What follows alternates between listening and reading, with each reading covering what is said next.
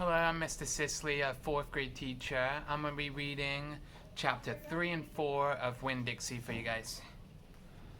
I started in on Winn-Dixie right away, trying to clean him up. First, I gave him a bath.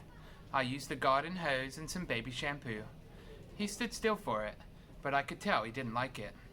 He looked insulted, and the whole time he didn't show me his teeth or wag his tail once. After he was all washed and dried, I brushed him good. I used my own hairbrush and worked real hard at all the knots and patches of fur stuck together. He didn't mind being brushed. He wiggled his back like it felt pretty good. The whole time I was working on him, I was talking to him, and he listened. I told him how we were alike. "See," I said, "you don't have any family and neither do I. I've got the preacher, of course, but I don't have a mama. I mean, I have one, but I don't know where she is. She left when I was 3 years old. I can't remember her. And I bet you don't remember your mama much either. So we're almost like orphans." Winn-Dixie looked straight at me when I said that to him, like he was feeling relieved to finally have somebody understand his situation. I nodded my head at him and went on talking. I don't even have any friends, because I had to leave them all behind when we moved here from Watley. Watley's up in North Florida. Have you ever been in North Florida? Winn-Dixie looked down at the ground, like he was trying to remember if he had. "You know what," I said.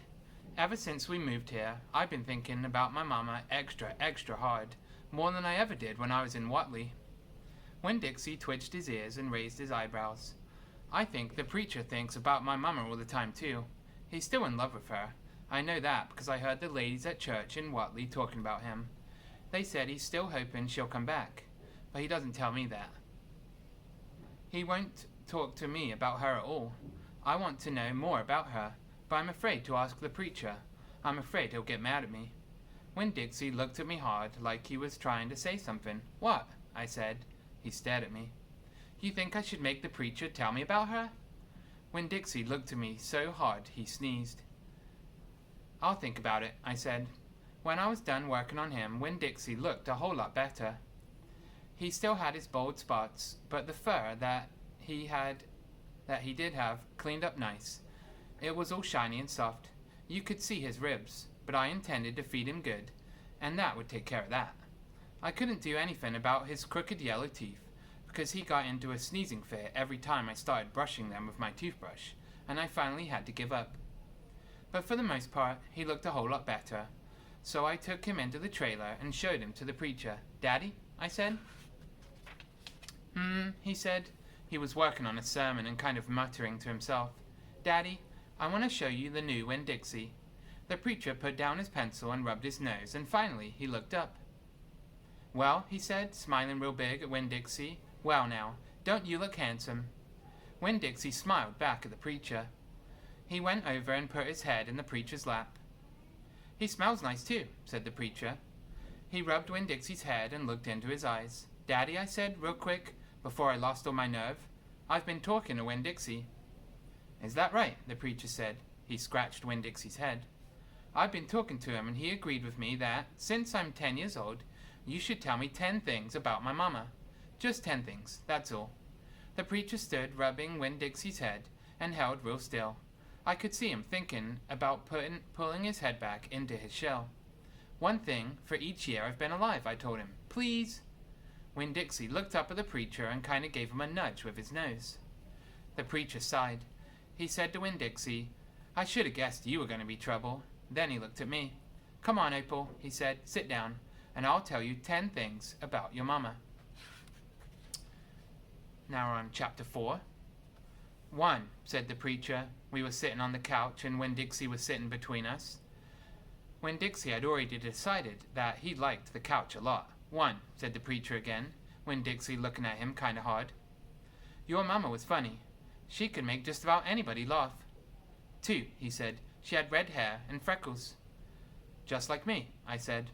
"Just like you," the preacher nodded. 3, she liked to plant things. She had a talent for it. She could stick a tire in the ground and grow a car." Winn-Dixie started chewing on his paw, and I tapped him on the head to make him stop. 4, said the preacher, "she could run fast. If you were racing her, you couldn't even let her get a head start, because she would beat you for sure."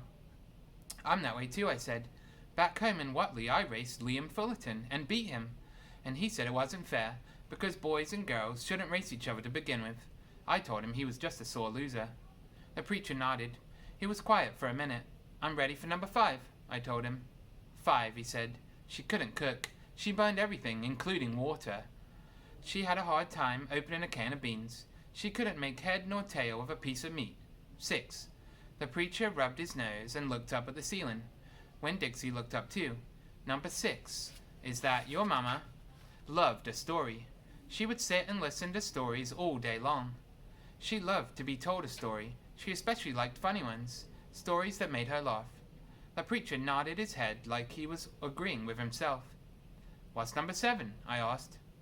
Let's see, he said. She knew all the constellations, every planet in the nighttime sky, every last one of them. She could name them and point them out, and she never got tired of looking up at them. Number 8, said the preacher, with his eyes closed, was that she hated being a preacher's wife. She said she couldn't stand having the ladies at church judge what she was wearing and what she was cooking and how she was singing. She said it made her feel like a bug under a microscope. Winn-Dixie lay down on the couch. He put his nose in the preacher's lap and his tail in mine. 10, said the preacher. 9, I told him. 9, said the preacher. She drank. She drank beer and whiskey and wine. Sometimes she couldn't stop drinking, and that made me and your mama fight quite a bit. Number 10, he said with a long sigh. Number 10 is that your mama loved you. She loved you very much. But she left me, I told him. She left us, said the preacher softly. I could see him pulling his old turtle head back into his stupid turtle shell. She packed her bags and left us, and she didn't leave one thing behind. Okay, I said. I got off the couch. Winn-Dixie hopped off too. Thank you for telling me, I said. I went back to my room and wrote down all 10 things the preacher had told me. I wrote them down just the way he said them to me so that I wouldn't forget them, and then I read them out loud to Winn-Dixie until I had them memorized. I wanted to know those 10 things inside and out. That way, if my mother ever did come back, I could recognize her, and I'd be able to grab her and hold on to her tight and not let her get away from me again. And that's the end of chapter 4.